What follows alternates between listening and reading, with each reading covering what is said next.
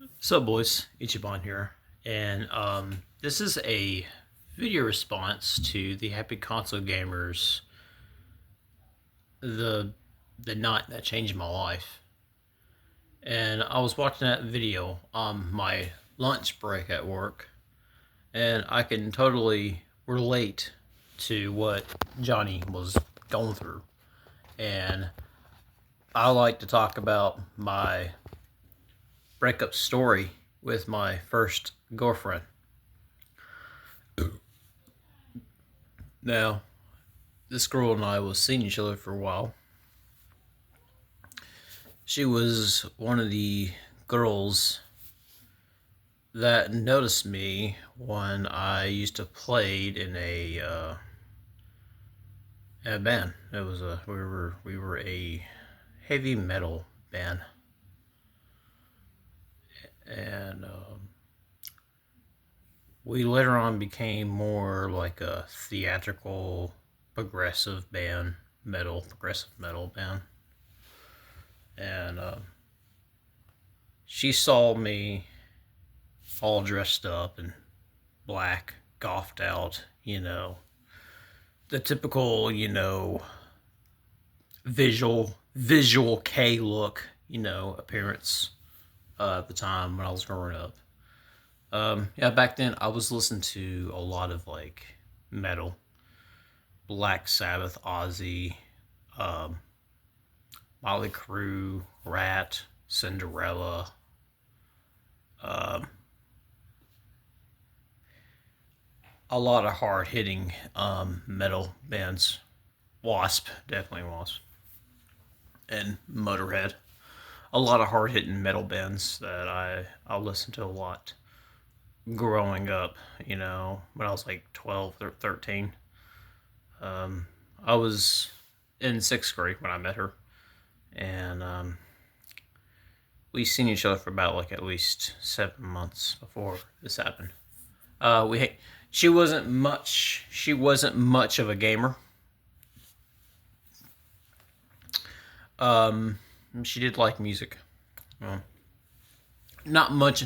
She wasn't into what I was into, such as retro anime was, and my taste in Japanese RPGs or whatever I was into. I remember she would come over and she would just watch me play fucking Final Fantasy or some Castlevania, Super Nintendo, whatever, and she always just says, "Come on, Ichiban, let's go outside or something." I was like, "Yeah, hang on, but one more fucking game." At the time, yeah, but yeah, something happened to me one day. Instead of it was the night that changed Johnny's life, it was the day that changed my life forever. And it was a very hard pill to swallow, but once you swallow that hard pill, it doesn't feel as bad the next time. Because ever since then, um, I never fell in love ever again in my life. I don't ever think I did. Was I barely in love with that one chick that I was seeing after high school? The neighbor across my street with her daughter. Yeah, it was cool and everything. I mean, yeah, we did some things, but I can't possibly say I was ever in love with her. To be honest, I don't even know what love is or how love feels. It's always the question that Terra always asks in Final Fantasy VI. Is that sometimes I don't even know what love is. Like I don't think I was ever in love with her. To be honest, I was there for her because she had a daughter, and I took care of her. And later on something bad happened to him, and I can't talk about those details at all whatsoever. Very very private stuff I can't talk about. But anyway, moving on to the subject.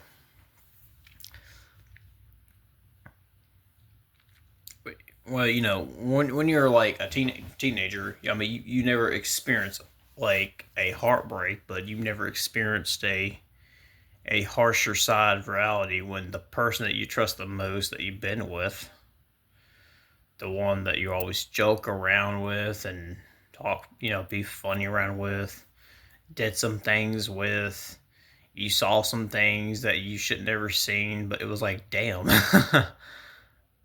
Well, the one day at school, uh, I was about to, I was walking to school, right? Then here she comes getting out, and here she was talking to some boy, and they were just touching, and I was like, what's going on here? And then they were hugging, and after that, the moment I saw her kissed him, I didn't say a single thing today. I did not say a single thing that day.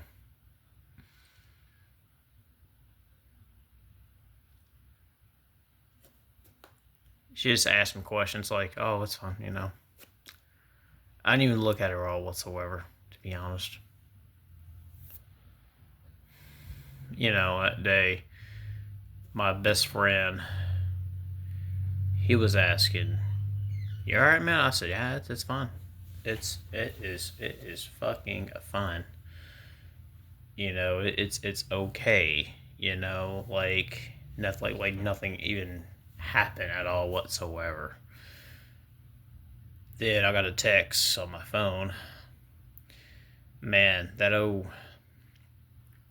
that old cricket phone I had, that old, it wasn't even it wasn't even a flip. It was just a basic, numerical pad with a screen on it type of phone. And that was like, shoot. I was on my dad's line, getting the service in there, and I got a text on my phone.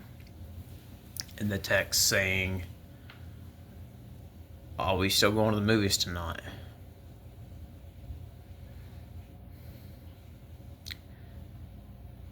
And I said,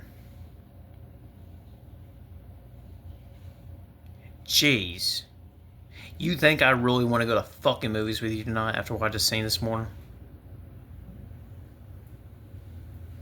You think I would want to go to the movies that night? What I seen, what y'all two did.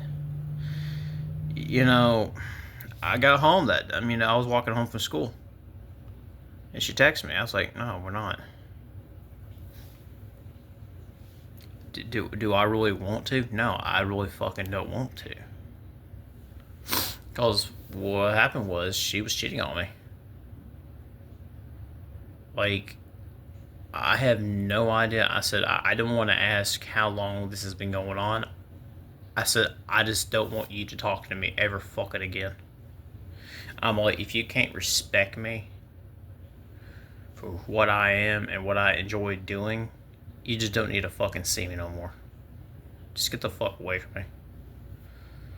And she called me up, started apologizing. I said, "Bitch, do I do look?" I said, "Look, bitch," and yeah, I said, "Bitch." I said it with pure hatred because I was pissed off. I said, "Look, bitch, what you did to me was disrespectful. I don't care. You you cuckolded me to the point where I can't believe that you've probably been doing this behind my back for so many fucking days or like a month. Like, it's really broke me so damn. I was like 13 years old. I was 13 years old, man. Like, yeah, I walked home and I remember I walked downstairs to my house, and you know what? I did had a bathroom right next to my room, just like Johnny did. I had a little basement of my own. I call it a room. with all my, heavy metal posters, anime shit, all the, good stuff. And, at the time I was watching the Happy Console Gamer, and I had a huge picture of Johnny Millennium on my wall because at the time I really looked up to him when I was a kid. I was like, I love this guy. I hope he talks about more great stuff. And I had like a big, huge, poster made of him at some print shop. I was like, could you make this picture bigger just so I can, It was at the time he was like one of my favorite YouTubers back in 2010. I was watching Happy Console Gamer back then. Still love his channel, but yeah, I was in my in my room, my basement. You know, of course, parents will ask you what's going on. You don't say nothing. It's just that Friday night. Golly. Look, I literally just sat down and lay in my bed. And,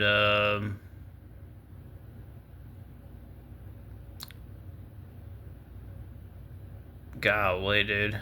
I just turned on whatever I had playing in my CD player, or whatever. And it was Cinderella's, like, Long Cold Winter Night. Like, and, I just turned that on because it was in my CD player. And, I lay there just thinking about what the fuck happened. And I'm just like, oh my god, I can't process this. I don't know. I didn't know what to fucking do. This was changing my life forever. When you're in love and you were talking to her for like so many months and this happened to you, it's just like, holy sweet, man. Holy crap, bro. It's like, it's crazy. But anyway, I lay there for like 30 minutes and I was like, okay, I'm gonna go, hook up my PlayStation 1. Now, you gotta understand this was the year of 2009, right? The year was 2009.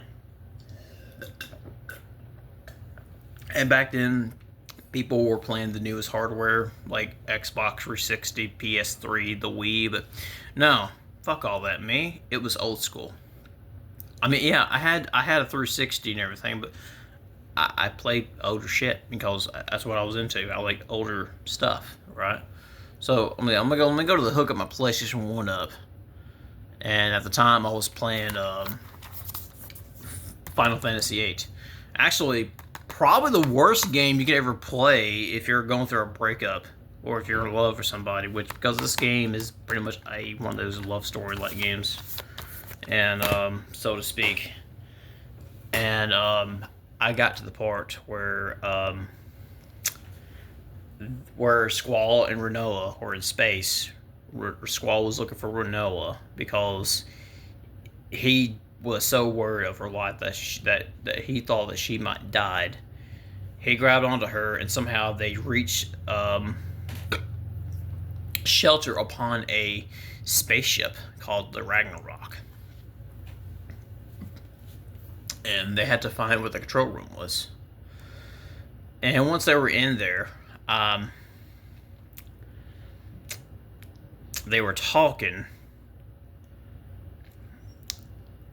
and then they were communicating down to the surface level of where Estar's landing port was between two people. And they were discussing that, Renoa, she could be the sorceress. And Squall was so afraid of his dear life that thinking, oh god, I'm going to have to be her knight and defend her now and everything. And it was a different game I played. I never played a game with themes of romance in it at all, but Final Fantasy VI was a different story. Now it was a very, I mean, that was a very dark game. But this is a when you're looking at eight, it's more like a love story between two people. But hey, you know, I grew up in the time when these freaking stupid, chicks were watching Twilight. But at least Final Fantasy VIII is a better love story than Twilight. Perhaps at least. But they got to the ship and they were talking, and this song plays called "Eyes on Me" by Faye Wong. The first time I heard that song,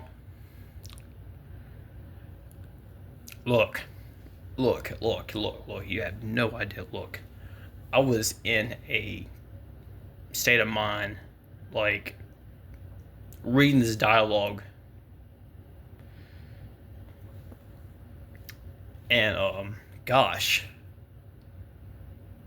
And Squall he didn't know how to react about when was the last time he was ever loved, or when was the last time he ever felt his mother arms, because Squall had a lot of abandonment issues, and it's like the first time I never thought I found this chick. The moment I was held by her, and the moment I was treated in such a nice way, it's like I want to be the knight in shining armor and protect the girl I love the most, wielding my strong, mighty claymore in my hand against evil forces. Those fantasy moments I have sometimes. I just think about, like, man. And reading this was like, God, yeah, I cried like a bitch that night. And when I got through that cutscene, and when I got to that save point, I stopped playing. I stopped playing for like the entire night. And then I was constantly watching, oh boy. Well, what was my choice of anime back in the day I was watching? Having a Love Hina marathon that night, and watching Fruits Basket. Yes, I do like Fruits Basket. It's one of my other favorite little dramas as well. That night, my parents asked me what's going on. I told them what's going on, and they said, "Oh, okay." That Saturday morning, I stayed in bed, and I just didn't want to get up. And then somehow my best friend, he called me up. He said, "Ichiban, I'm getting your ass out the fucking house, okay? And we're gonna go out and have a good time as bros, okay?" We went out that day, and on that day, we went out to this Chinese restaurant called the China Star. It was like some buffet and everything. Pretty good place. And then we went to this bookstore that sold games and movies and DVDs and shit, I went there, and I picked up, for $20 that day, I picked up and bought, it was very cheap. I'm surprised it didn't cost that much to afford, but I picked up a copy of Chrono Cross for the PlayStation 1. I've beaten Chrono Trigger, but I didn't play Cross yet. I bought that game, and I also bought Parasite Eve for $12. So I bought two different games, and I bought some manga. Then I bought some anime, whatever I could get my hands on at the time. I think on that day I picked up, perhaps, if I remember, it's been a long time ago. I think I picked up Macross Plus One, plus Macross Plus Volume Ones and Two by Manga Entertainment. Which, if y'all never watched Macross Plus, it's a blast. I'm telling you, it's a great show. But yeah, thank you for guys watching this video. Response to the Happy Console Gamer, I really appreciate what he does on YouTube. When you make these videos like these, it just inspired me to make my own video about this. So guys, I'll see you guys later. Ichi out.